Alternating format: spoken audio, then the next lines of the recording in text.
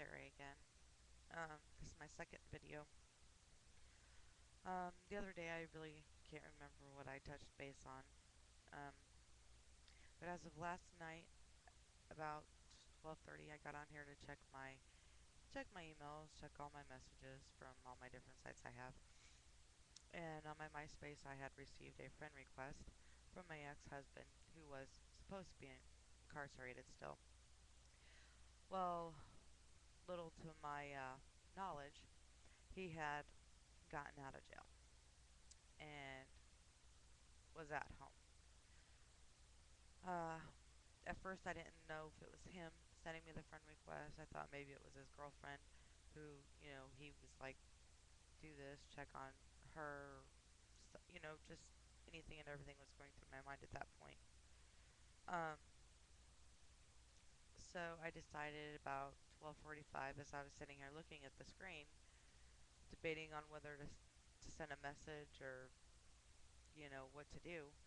I called his mom and I just asked her, I says, Shane, I says, is Shane out of jail? And she says, well, she kind of hesitated. She didn't really want to tell me, yeah, but then she told me, yes, he is.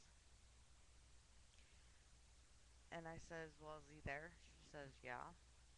And I asked to talk to him because he was in jail um, with a $5,000 bond for carrying a concealed handgun.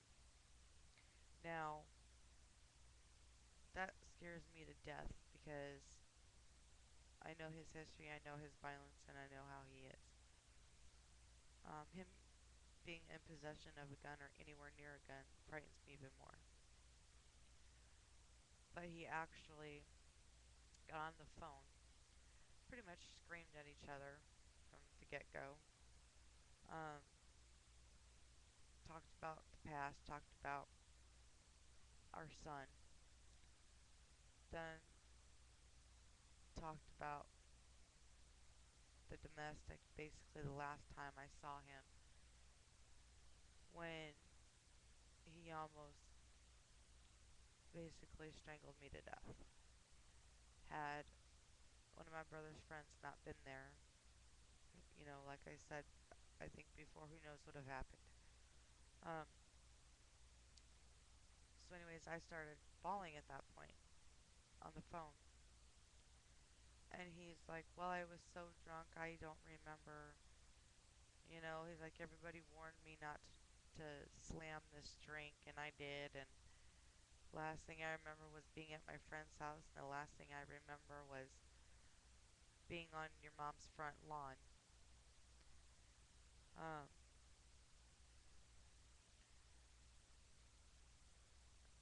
then not even, you know, I don't know how long it's been.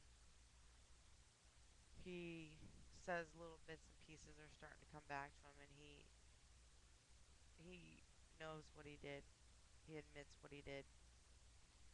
He apologized for what he did. He said sorry. I'm sorry I did that to you. But he never said sorry any of the other times. Um,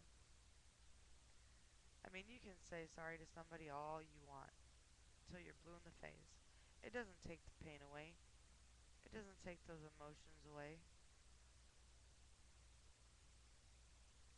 It doesn't take the the emotional or the mental pain away that my kids had to suffer. My oldest is 11. Do you think she didn't see what went on? Do you think she didn't hear the arguing, the yelling, the fighting, the slapping, the hitting?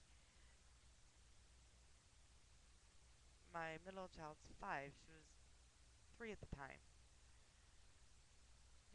She's seen it all too. I mean,